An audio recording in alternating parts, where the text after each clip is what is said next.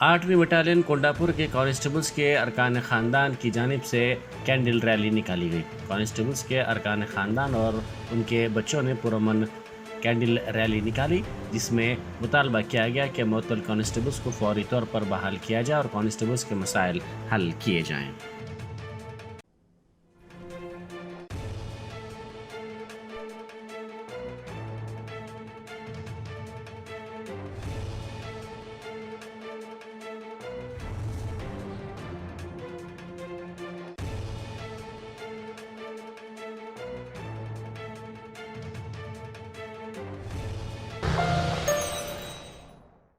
Germanton super speciality hospital, national award winner doctor Mir Jawad Zar Khan, German trained senior orthopaedic surgeon and director, माहिर doctors doctor Wasif Azam और doctor Bharvi Chanduri, senior cardiologist और दीगर doctors नुमाया खिदमत अंजाम दे रहे हैं। Robotic surgery, advance cath lab, MRI, operation theatre, ICU, 2D ultrasound जैसी सहूलियात से आरास्ता कॉर्पोरेट लेवल हॉस्पिटल, वाजबी फीस में हर मर्ज से शिफायाबी के लिए Germanton super speciality hospital, Attapur.